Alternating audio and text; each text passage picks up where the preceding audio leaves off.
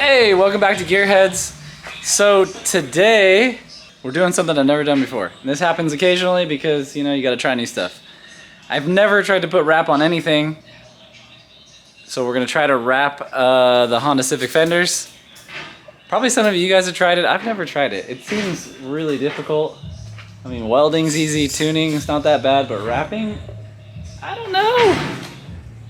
But my friend Raven has put wrap on a few things before, so he's been already kind of starting getting things going.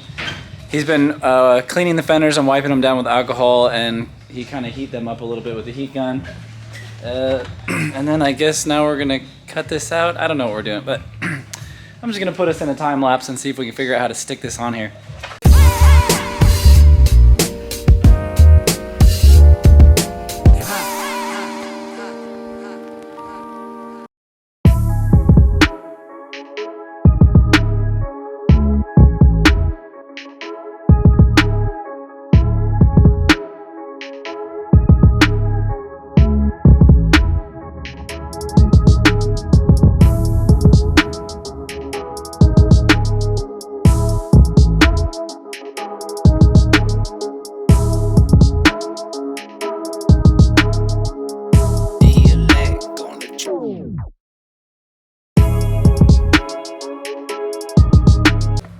Okay, after like 2 hours and a lot of struggle and probably way too much use of the heat gun, we were able to get the wrap on these fenders.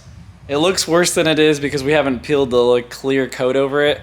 We're waiting to see if out in the sun when it bakes, if it bubbles up or does anything weird, we can smooth out the last little bit. Like I said, we do not know what we're doing, but we're able to get both sides done. And it's kind of cool because it'll protect my fiberglass fenders from, you know, just kind of sitting out in the open sun. I think that'll be a little bit better. So after using this wrap though, it's just some Vivid or whatever brand. We're getting a different brand called Avery next time that's supposed to go on a little bit better for when we tackle the front bumper. The front bumper has like way more curve to it, and I think it's gonna be way too hard with this kind of wrap. This is just like the basic stuff we got on like Amazon, you know? So anyway, that was a pretty cool project, and I'm glad that my fenders were protected. Just something silly. But I mean, I'm glad we were able to actually do it. We didn't have to really take it anywhere, so that's cool. Okay, so today it's like really like super rainy outside. The whole parking lot's wet. I don't have a lot of stuff coming in. And I just was sitting here thinking, I had been driving my Z the other day. Some of you guys know, like I had tuned it a while back on 5 PSI. Made like a little over 300 horsepower, and then I tuned it on 7 PSI and it made 400 horsepower. And so I had a crazy idea because the 5 PSI was just the spring that came with the wastegate, and the 7 PSI was the bigger spring that came with the wastegate. And then I sort of thought about it for a minute. What if I added the 5 PSI spring on top of the 7 PSI spring? Okay, so with that being said, let me do some bench racing, which is my estimated guesswork of horsepower. So the car made 220 horsepower with 0 PSI. It made about 320 with 5 PSI, which is about 100 horsepower gain. That's about 20 horsepower per PSI. I got to 400 horsepower with 7, a little over 7 PSI. So that's just a little bit more than 20 horsepower per pound of boost. If I put the 5 and the 7 together and they give me exactly 12, which is 5 plus 7, will it make 500 horsepower? I don't know, but I am gonna go get my Z right now and find out. Let's get this cold car started.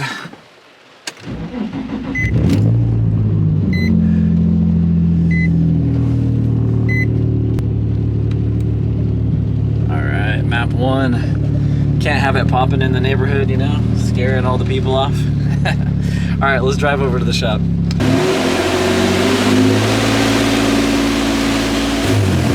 Time to put it up. I'll grab the wastegate off and we'll pop the new spring in.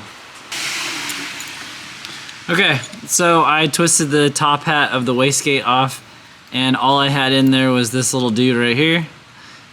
This is the... I really thought that it said this was 5 and that this was 10 PSI, but in real life, this did make just under 5, and this made like 7.5. So yeah, let's see what happens if we slide one inside the other and just throw it back in there,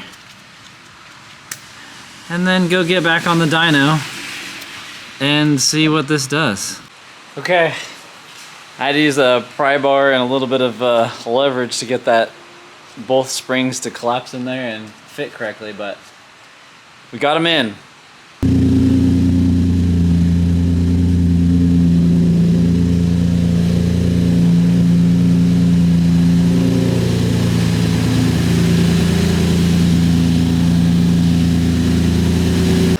Okay, so I just finished making the first dyno pull, and I was pretty timid on the throttle because I'm not really sure how much boost it was gonna make.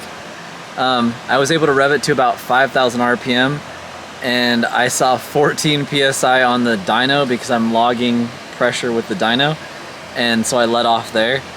And the car already made 421 horsepower and like 400 foot-pounds of torque at 5,000 RPM, so we're off to a good start. I was expecting more like 12 or 13 pounds. 14 pounds is pretty good. It is kind of a cool day, so I imagine, you know, we might be closer, like a little lower on a hot day. But I was looking at a few other things too. I've got the log open, and I was wondering, you know, like how close are we to maxing out some of the other items, like the mass airflow sensor.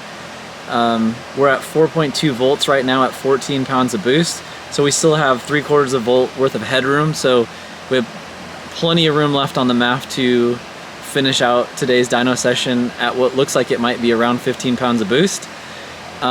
Air fuel was good, but starting to trend a little leaner than I would like for safety, so I'm going to add some fuel to this pull, and then hopefully on the next run we can pull all the way through and see how much horsepower it actually make on like 15 pounds of boost.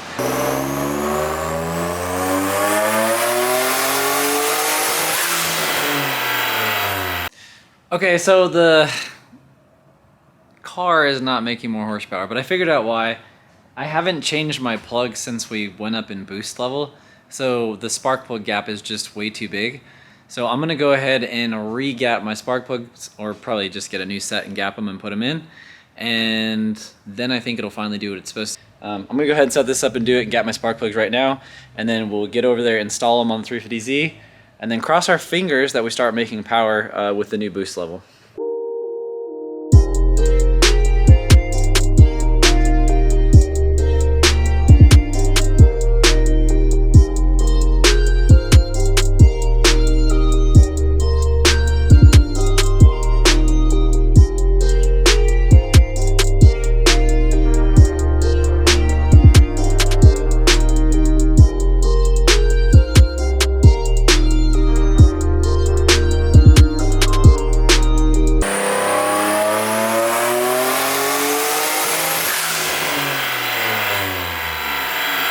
Okay, I'm going over the data log right now from that last pull, and currently with 0 knock, we're at 63% fuel duty cycle, you know, or 14.1 PSI, and we are still just having a little bit of misfire, and I'm kind of wondering if maybe, I don't know, my coils are just the stock ones that came with the car.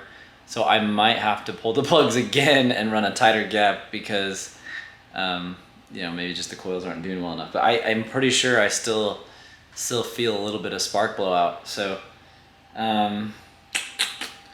yeah, mass airflow sensor, 4.5 volts. So we got half a volt left still. Probably enough room to go almost to 20 pounds. Okay, I don't really want to, but I'm gonna go pull the plugs again and gap them down one more time. We're gonna go pretty tight this time so we don't have this issue again, and we'll see what we can do.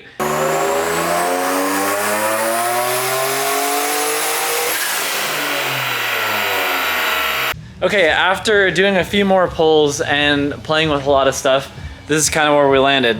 The car makes 425 horsepower and a little over 400 torque on the 15-pound spring. On the 8-pound spring, as you can see, you know, it was much lower all through this whole range, but it does fall off in this upper area right here. Like, I don't really like how my torque falls off at the upper end. This makes me think that the turbo is not allowing back pressure to flow through the motor. So we're getting kind of clogged up. So I have a feeling, and I'm not like super surprised, this is like a small 61mm turbo, which would be borderline like a quick spool type turbo, and definitely not for the bigger high-end power number. So I'm gonna have to think about this for a minute and decide what I want to do next. But if any of you have like an eBay kit, I would say 10 pounds or under is great. But the second I go north of 10 pounds, we start to get this pretty massive fall off. I'm even adding a few degrees of timing to kind of pull this number up here, and it's like, it just won't respond with the torque falling off, you know, probably like I said, based on turbo size or back pressure. So nothing wrong with 70 torque from 5 pounds of boost, but I think it could be better. Okay, on to the next thing. Hey guys, so I think I'm gonna finish the video here. I did some Googling after the dyno session, and the actual turbo kit that I ordered only claims to be good for 450 horsepower and a maximum of 15 PSI. So we're already at the maximum like boost level.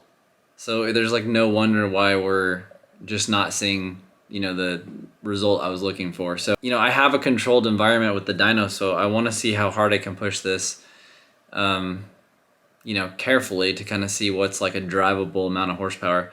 To be honest, I'm sure 400 is the end of where things are safe, but you know, just for curiosity, I just need to see, you know, how much farther we can go. So anyway, I hope you guys liked that video. Yeah, let me know if you guys have an idea of what turbo I should put on it, but I'll start looking around right now between now and next video and see if I can order something in. Alright guys, thanks for watching the video, and I'll catch you in the next one.